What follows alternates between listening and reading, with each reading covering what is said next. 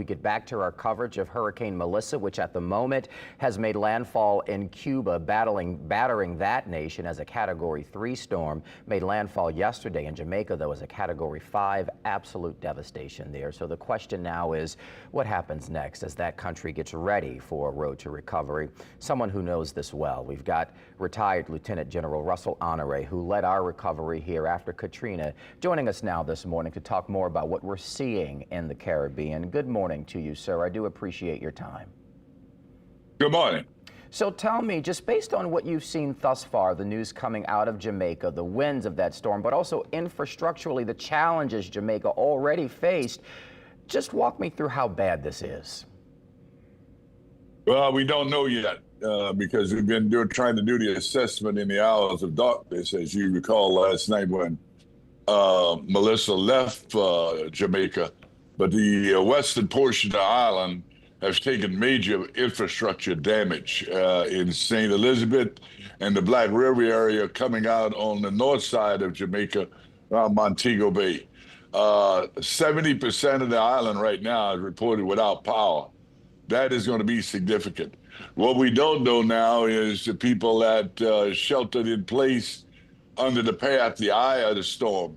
We're lucky in one way because Kingston, the largest city, the capital city, has a operational airport that should be online within the next hours if it's not operational now. That will be good. But the challenge will be is to get in to do the assessments. And there are international teams from the UN, as well as many of the normal NGOs we see, the Red Cross, even the United Cajun Navy and Ground Force are on the ground, as well as Team Rubicon. But the bulk of that work is going to be done this morning by neighbors helping neighbors to save lives. And it will probably take another 24 hours to get a clear assessment of the damage and the potential of death that may have occurred. So right now the assessment is very thin, but I would imagine in the next few hours we'll have a pretty good handle on what we know. Right now we don't know what we don't know because of the lack of communications and the power grid is down. Right, and as we mentioned already, talked about some of the challenges that Jamaica face. I mean, tourism is a major part. It's the economic driver there in that nation. So you've got to imagine after we do see what this storm has done at first light, that it's going to be a while before it's able to rebound. Already had issues after the pandemic. Walk me through the severity of the recovery as far as this country's economy is concerned. Before we talk about that, we got to talk about search and recovery, if you don't mind, or search and rescue. We've got 25,000 tourists on that island. Right. Non-Jamaican people who've gone there and waiting now to get out. Them back. Many of them in Montego Bay. That's going to be a major challenge because their airport has been trashed. The storm took it out. It may take days to get it minimal operations going at that airport to be able to fly those tourists out, 25,000 of them. That's going to be a challenge because the nearest airport then is in Kingston, all the way on the other side of the island, and the roads are closed. As far as the economic impact, this is going to be significant. We saw what happened in New Orleans.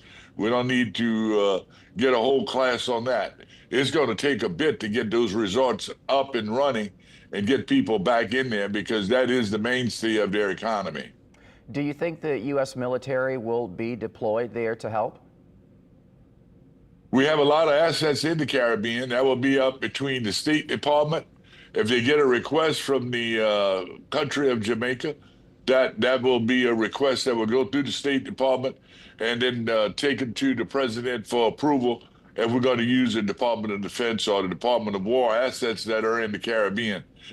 Jamaica does have a joint defense force that's about 4,000. If you count the reserves, about 7. But they're all they don't have the capacity to make the aerial search and rescue that would be required to be able to get into some of those areas to get the people who are hanging on to their lives that need to be evacuated out of the mountains. So we'll need helicopters in there and a sea approach to get the port open in northeast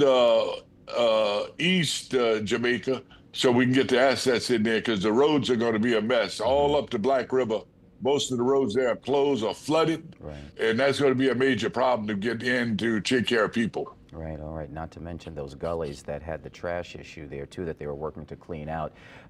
Lieutenant General Honoré, we do appreciate your time this morning. Thank you for speaking with us as we begin to see what this storm has done to Jamaica and parts of the Caribbean, sir. Thank you for your time. Give to your favorite NGO that you know that get the work done, because they're going to have a lot of work to done to get these people back on their feet. Thank you very much. Thank you, sir. We do appreciate it. And with that, there are ways that you can directly support relief in the Caribbean. Here in New Orleans, a portion of Bywater Bakery's profits over the next week will go toward hurricane relief. Just stop by their location on Dauphine Street.